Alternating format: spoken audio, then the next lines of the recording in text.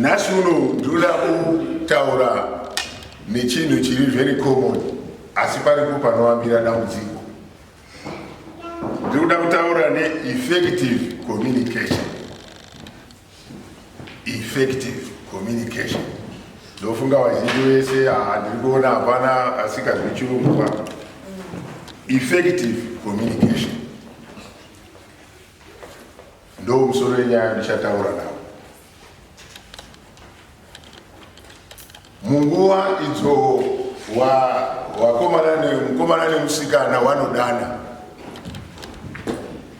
kutaudzana kunenge uri mutserendende, kutaudzana kwakanyorovera kune mazwi anotapira kubva munzewe. Kana dai pari pafoni, hello dear, ndina kurara ndichikufunga wari. But as time goes on, munozoona kuti kutaurirana nerudo pamwe pacho kune vamwe, nekuti kune havo vanosvika dzamara pakuparadzana wachitaurirana waine good communication. Munozoona kuti nguva ichitevera zvishoma nezvishoma munozoona kutaurirana umwe akuita pullback. Makambozvistadhawo kana mufamily dzamunoona chikonzero ndechei chinoita kuti vanhu kutaudzana dzamarara umwe wavo aita close down haachatauri. Kutaudzana kwakundotaura zvinhu zvinenge zvichiita kuti hazvigoni kuti musataura zviri administrative, but zvekuchataura semurume nemukadzi pamwe pacho zvinenge zvabva.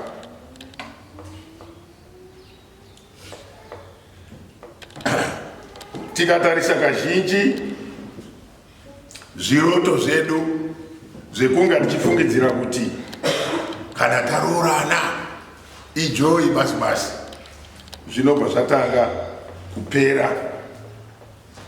Pachichisara manje kutaudzana kwekuti umwe achida asikadi is the provider. Saka anozozwa kutaura kwake nezviro zvine chekuita nekuprovide. Umwe achibva andomirira pakutaudzana pekunecha vana, akatiri kuona vane vana mumaoko, nurturing of the children.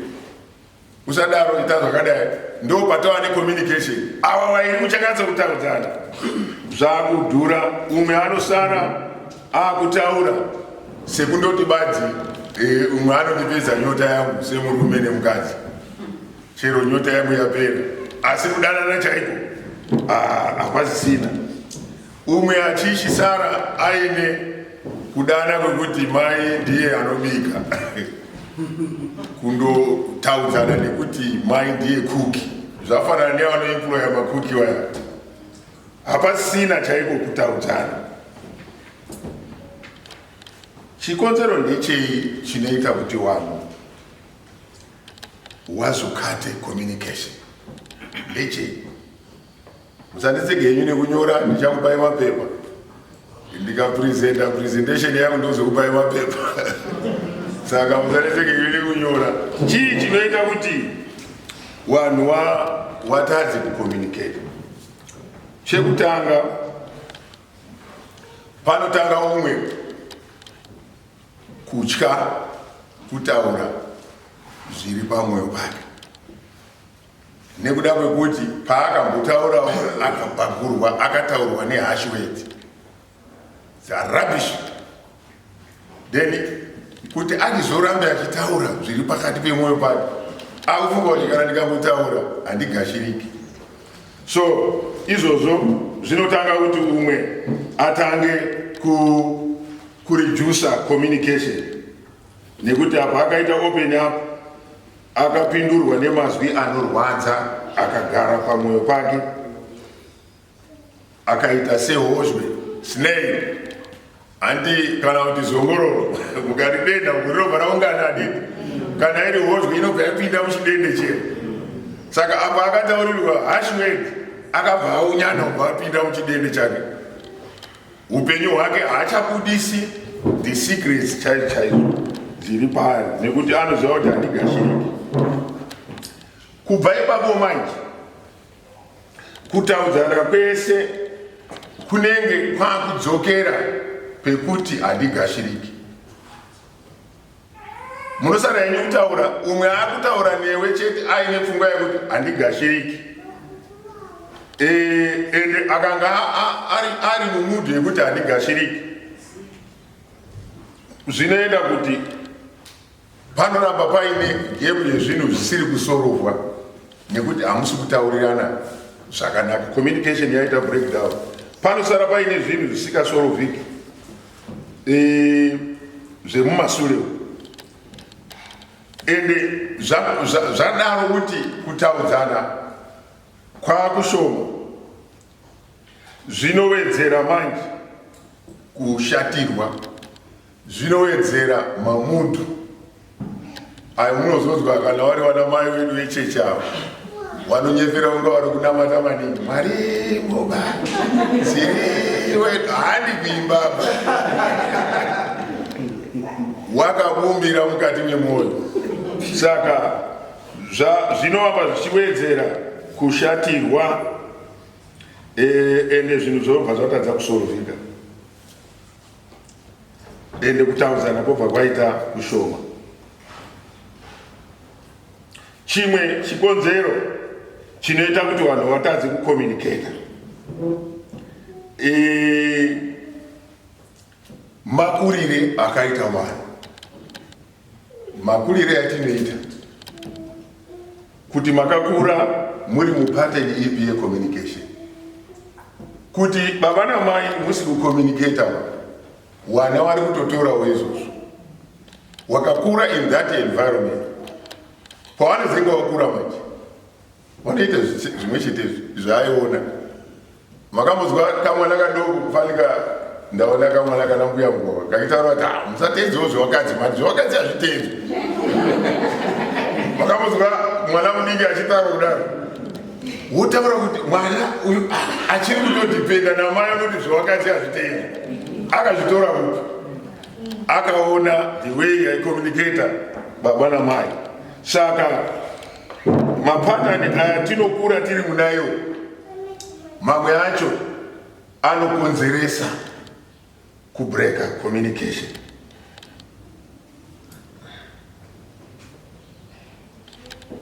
Chimwe chinotadzisa, ndataura mareasons mamwe, pane akawanda asi ndataura mashoma matatu aya.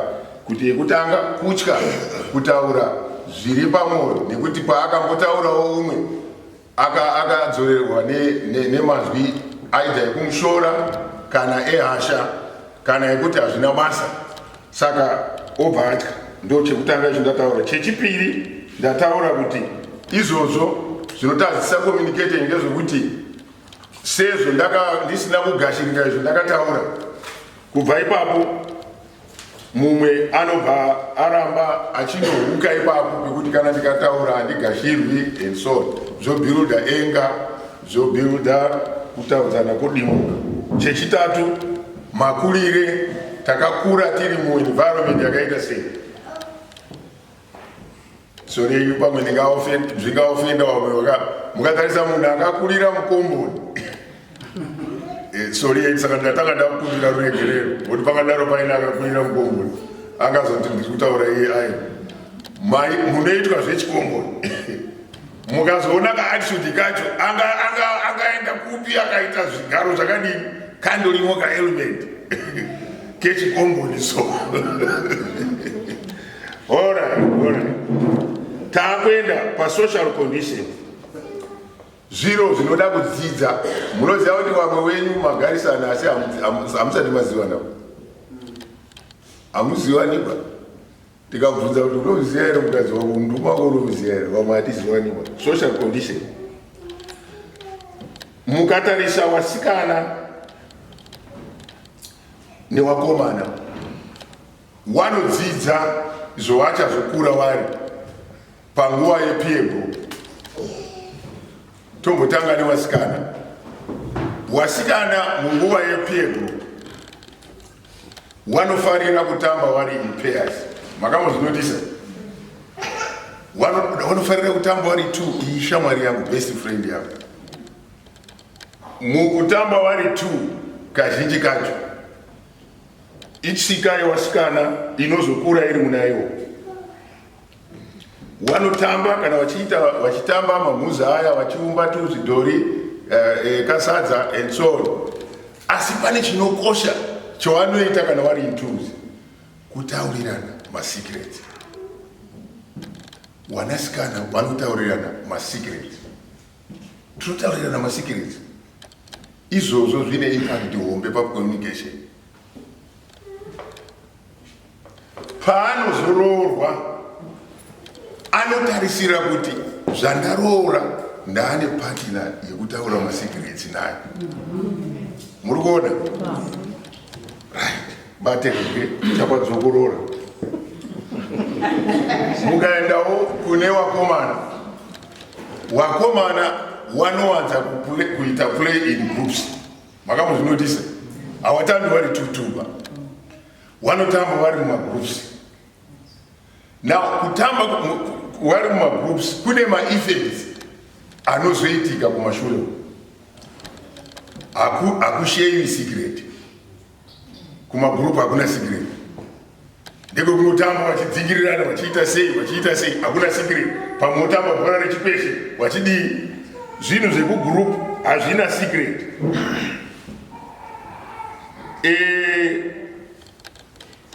Kwakawanza zvemaactivities zvekutamba ndo zvakawanda kuvakomana. Now the time yevanoroorana manje, mukadzi ari kuexpecta kuti ndaona partner yekukontinya nekutaurira chii masecrets. Murume anoti afokurumani anofanira zvekunotamba handisiye, nekuti maari makadyarwa kotamba negroup. Munozoona vana baba dzimwe nguva kumusha kusati kwaane zvinhu zvinofadza, kwaitambwa yaizi tsoro. Pana vanoiziva makomba anocherwa, unoona varume vakuru vachiti vakuita ubiki darosa waiita kudaro kwakusati kwaane zvinhu zvinoita tena sebhora neinei.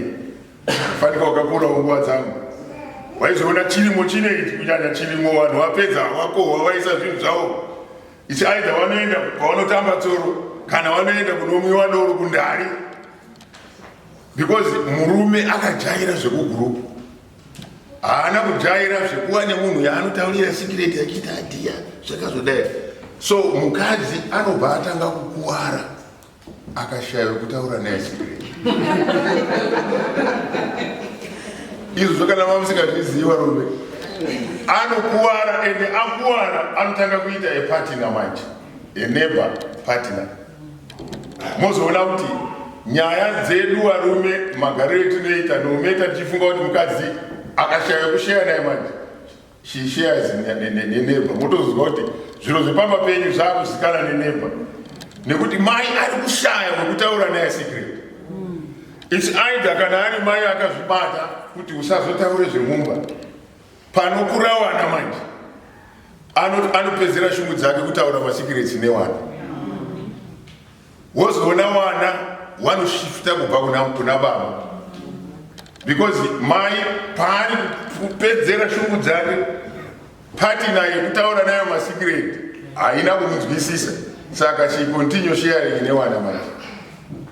Motozoona kuti wana wanoziva zvakawanda izvo usingazivi iwewe, nekuti mai ndo kwaari kushare those secrets.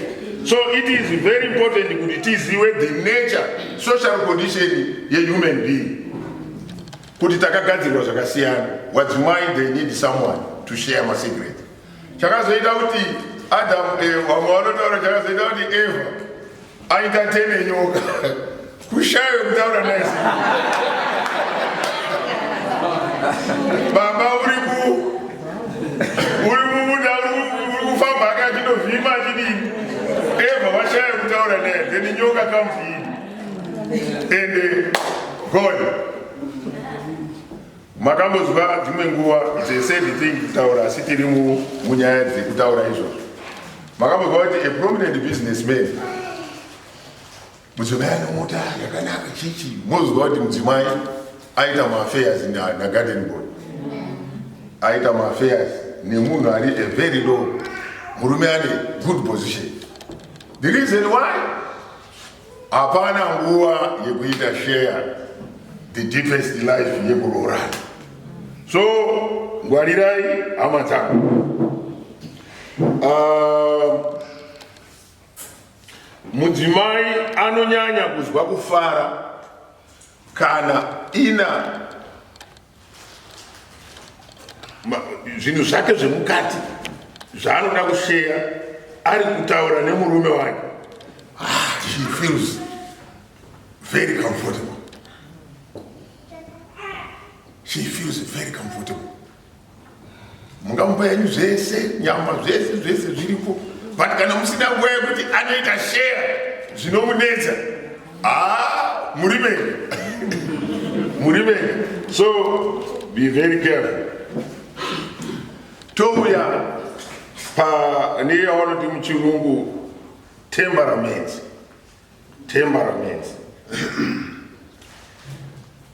Takasikwa zvakasiyana. Ndopana ndiri kuti pamwe pacho munotadza kudzidza kuti mukadzi wangu ari muklasi ipi. Yemadana yandoda kutaura. Murume wangu ari muklasi ipi. Pane wanotaura kuti masanji. Munozorikorekita wedhi racho apo nichakupa yemapepa. Tine vanhu vane attitude yekuti they are very talkative. Vanotaura maningi. Vanhu vakadaro vari dangerous because they dominate. Havadi kuti umwe munhu havagashiri. They are not good listeners. Masanjin, they are not good listeners. Ndo amunoti kana mukasvika pachiunga vanoti moya mabaliki atotanga akutotaura nyaya. So voda kuziva kuti mukadzi wangu kana kuti murume wangu ari mugrupu lipi. Akanga ari mugrupu remasanji. Mune dambudziko haateereri ba. Kupawo kuti umwe munhu anorizena aiwa haateereri. Masanji ni vanhu vanotaura zvinhu zviri dramatic, detailed stories which make them favorites of social gathering. This makes them poor listeners. They tend to be loud people who explode easily. Awadani kuti mukada kuti mumuise order kuti nditeerere dzatopidza. Afokoro manyi nofuka kuti if I must know kuti kaindi munhu wangu ndinaye musarijini. Therefore ndomubata sei.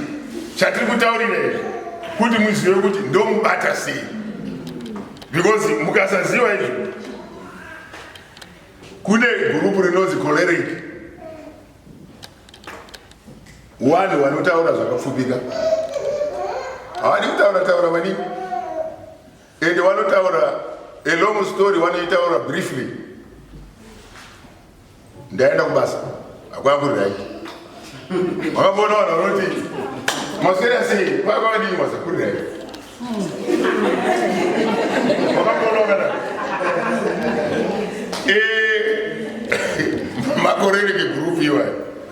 They don't tell the full story. Naenda kubasa. Basa wena nasi tazombokirashana na manager. Tazombodai. Ayo. Wanotaura zvinhu zviri very short. Kwakwadini basa kurirai. So munofanira kuziva kuti munhu akadaro ane kadambudziko kekuti he makes decisions alone. Yeah, he doesn't share. Vanhu vari makolari hawashei. Unondoona hawo yatoita chinhu. Ndatenga motokari.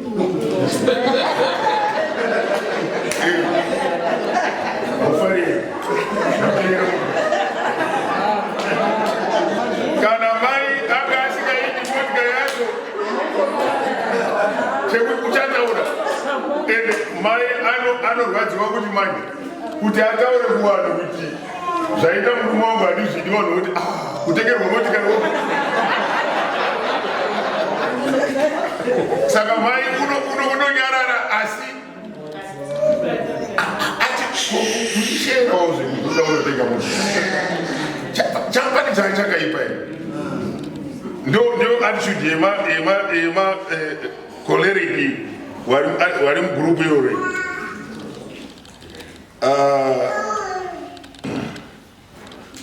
So ndiri kuti saka ndanoti pamwe pacho munogara makore musingazivani kuti mukadzi wangu why achiita izvi, why murume wangu achiita izvi, ari mugrupu ripi ari mugrupu rematokative here vasina time yekuita lisini, ari mugrupu remakoleriki here vanotaura zvinhu zviri short.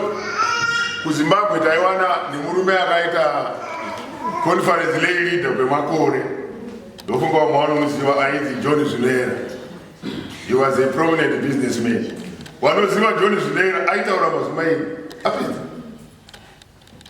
bishop uyo aitimba kuita mufundisi anopedza ende zvaanenge ataura ndo zvamunozotaura kuti John Zulera wakataura kuma anokuzeva munhu achipedza so apedza anotaura 2 way bishop aitimba kuita mufundisi mukazotera munoona mazwi akataurwa naZulera. He was a choleric type of a person. Touya tine vamwe vanhu vatingati melanical wanotaura zvinhu after special analysis. Havatauri zvinhu vasina kutanga vazvisenza kuti zvakamira sei. Yeah. Wari very slow mukutaura ende wachinyatsa kuanalyze chiro kuti ari kuda kutaura zvakare iwawa vari vanodominata futi iwawa havatari kunomudhura futi vanhu dzimwe nguva wari very friendly outside but mumba is not like that. Makabona wadzimai wane very respectful kunzeu makadi henyu vashuva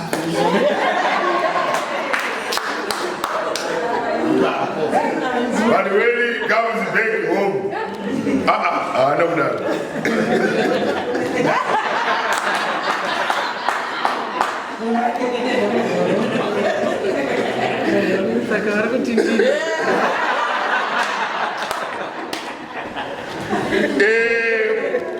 One are very sensitive pakutaura havadi kuti ndakanganisa munhu very sensitive. Saka munoda kuziva kuti munhu ndinaye itype yenyu yemunhu. Mukaziwana manje munogadzirisana nyore. Asi pamwe pacho tinogara mukusaziwana kuti munhu ndinayo itype yenyu yemunhu. Goya wako wari phlegmatic, wari very quiet, slow mukutaura. Mukataura chinhu wani haanzwiba, muda kuchidzongorora. Mukati mangwani ndichaenda kutaura, muda kudzongorora zve ndati mangwani ndichaenda kutaura. Mukasadzongorora anokuti mangwani muda kuenda kuziya. Ndakataura zuro wani muda kuenda kutaura. They are very quiet, slow. Wanotaura mbijana kunga asikadi. Tinate toende kumushauri tinototi kana tichida kukwenda ndipamba pake kuda kwenda rwenu. Unotoavoida. Wanotaura watinoti munhu anotaura achigadzika mazwi. Pandakaenda kuhospitari obva amutizi tikazosvika doctor and wanowanza kuti obva waziva kuti type yemudzimai wangu kana murume wangu itype doctor akazoti panodiwa ropa ari kutaura very very slow asi ari kutaura saka ukamukasikira mai matogumburana mukamuine murume akadaro kuti mukadzi akadaro mukanotaura kuti chakati iya haazvizwiba munoda kuenda naye bichana kuti muwirirane handitika so ndakupedza iwane awa yandakapuwa panapa so pane rukaro rwekuti pane better communication ingavapo. Is there hope for achieving better communication? Rufaro rwemhuri ruri pakugona kucommunicata iye mhuri. Mukasvika mubambo vanhu hazvimbononori kuziva kuti muno makamira sei. Munozoona through the way they communicate. So rufaro rwemhuri runoonekwa nekucommunicata kwavo kwavanoita. Kucommunicata kana kusipo nguva dzese macouples anoita miss rufaro kuti rwemumba vanotadza kuita meet maproblems avo kana kuasolva. Kazhinji munozoramba muine hostility, kundoramba dziri hasha kurundoitirana ukasha. Izvozvo zvinoincreasa. Nenguva ichifamba chances dzekuzosolva maproblems dzinopera. Munoona kuti muchiroorana namuzwa mwari kuti this is the youngest family. Pane nguva yekuti mudzidzane zvedandi kutaura izvi. Mukava masvika pazero redu rineri manje hazvichasolvhikiba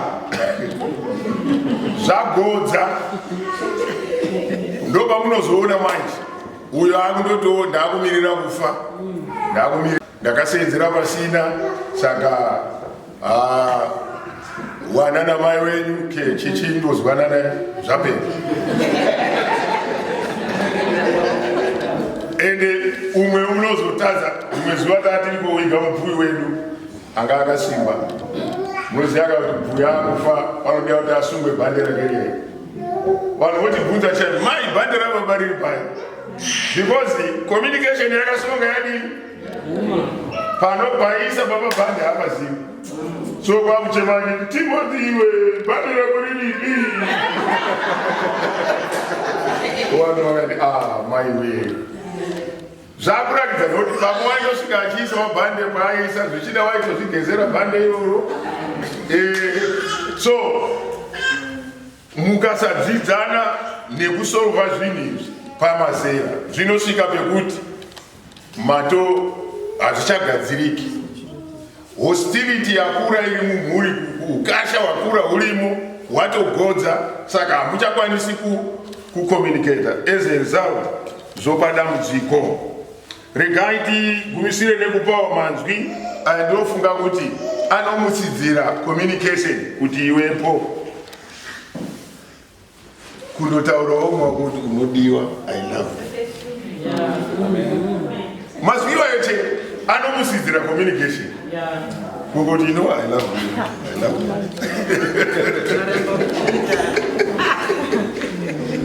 Iwayo manzwi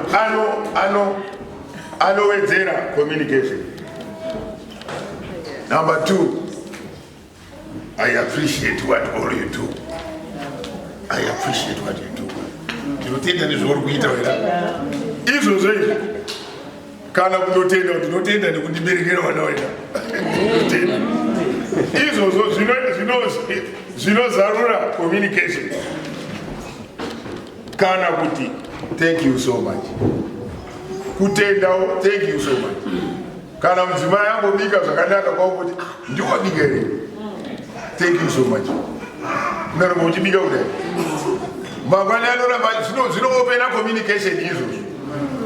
Zvinoputsa kuiginowa kwawakambomita zuro kuya ka appreciation kwauri kupa zvinomunza kuti mutaudza.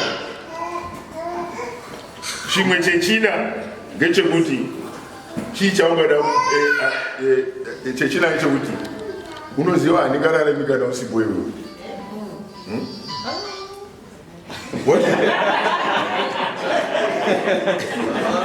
What would I do without you? What would I do without you? You are my precious. Zero open up communication. Chechishani. Can I help? Ndakubasire. Pangomaya nditake chiku ndikakubasire someone. Izo zedi. Zino open up communication inenge yavarika. Ndiri kuunza ma solution eku open up panenge pani pavarika. Chechi tanatu kungomutua you look nice. You look so beautiful. Usiponga urikutenderera so. You look nice.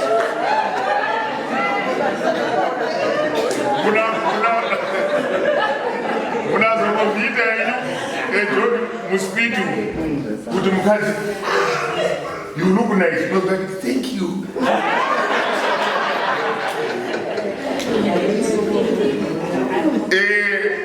Wakati wano zida izvozvo zvino open up communication. Kana pamwe kumavarika paya mukadzi akutsunuka kuti ataure zvakasununguka, then chekugumisira you are the best. You are the best. Mazwi iwoyo akaramba achisimudzirwa panenge pabloka communication panovhurika so motanga kutaudzana ende matanga kutaudzana zvinounza kuwirirana nekuenda mberi. In short, ndaparura musangano wecouples meeting mazvita ndiwana kuti umwe wangu ari mukategori iyi mataurire munochiita naye manje munotaura naye muchiziva kuti ndinomubata sei. Ndo zvinokosha zvacho izvo ngekuti chisikirwe chaakatoita akasikwa akadaro. Saka kuda kumuti regera kuita izvozvo, ngatiti baba manjanisa pamwe ndimi kana kuti mudzimai wenyu akabarwa ari talkative, munhu anofara kutaura mastorizi vanhu vachiseka vachidini, mukada kumuti zvibve paari hazvibviba nekuti chibarirwe. Asi mukanga mamusitadha manje kuziva kuti ndo masikirwe umwe wangu, so kuti tifambe zvakanaka tofamba sei. Solution yacho munoiona manje inogadzirika ngekuti mune maunzwisisa. Zvakafanana nemunhu anobata murwere nganditi mukaona kuti kurwara kwemunhu ndikamupa tii nemukaka anorutsa, munoita sei? Munomupa isina mukaka. Kana mamupa isikaka hatarutsi magona. Munenge makuziva ka solution. Mukaziva kuti munenge makuziva kilasi ine munhu wenyu. Saka imi munochiproba manje. Munoproba kuti kutaura kuende mberi nekuti maakuziva kuti umwe wangu ndozvaari. Anenge asina kushatirwa, haana kudii, but chibarirwe chake cheungoti kwakadii kubasa kukurira. Imi maziva kuti ndo type yeumwe wangu munochiproba manje. Wozoona akuseka hayi unotaurisa wamani. Mataura zviri very important. Imwe solution iyoyo yekuti iwewe unomproba uchimuproba kuzamara unozochinja kuziva kuti ndikataurira mudzimai wangu kuti basa kwako riri right chete ndisina kutsanangura zvakawanda haanyarari. By so doing matodini matodzidzana. Inachitangoti pane point kutaura ini ndiri kuitora semataura zvekuita kufundisa kuti kazhinji kacho iwo wabva pasi wabvunzi wati kuri right iwo wasikuona problem hakuna problem yake.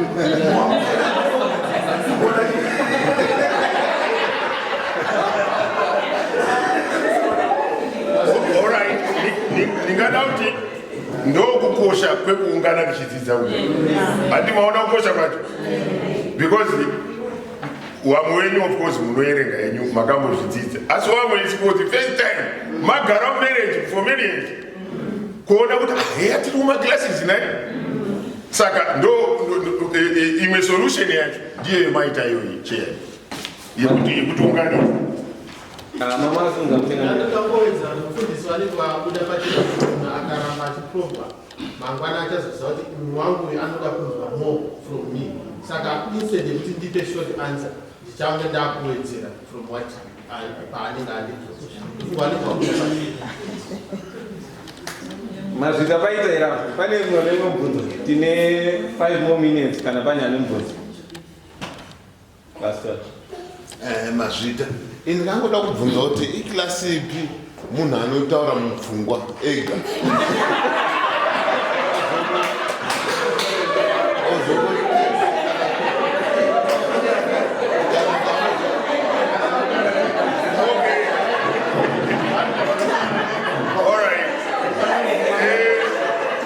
wataura zvinhu zviri very important inyaya inotoda kutodzidza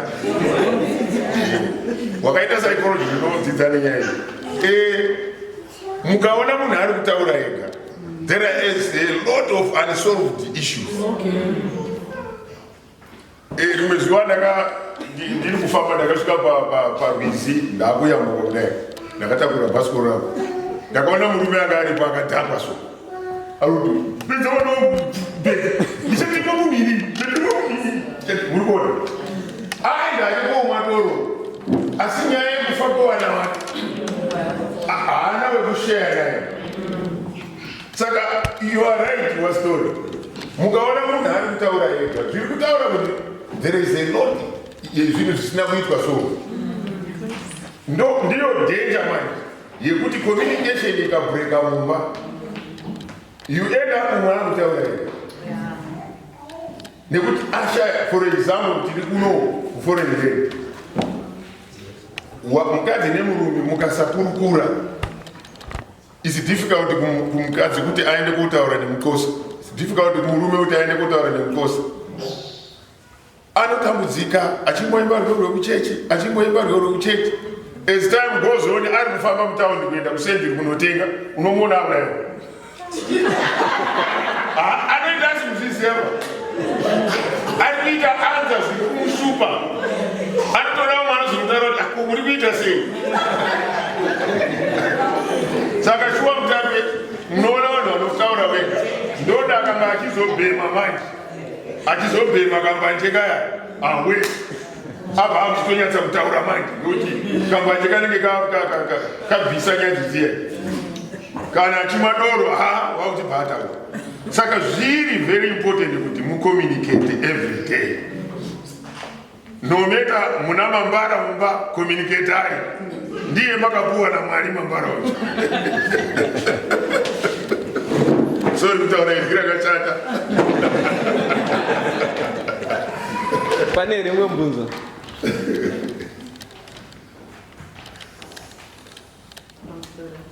alright mama pamusoro mazvitambata echigari mazvitamufundisa ini ndiri kuti takomborerwa isusu tazi kana dai wanga wari one word chirebesawo mutsara wazvo kana dai wanga wari talkative usikadi kuteerera wavo imboedzawo kuti zviendekeke so nepamusana pekuti ukandoti anondiziva aiwa hatidaroba tinouya tosangana uyo ari kubva uku tosangana uyo ari kubva uku tosangana kuti tigadzire chinhu chinozi love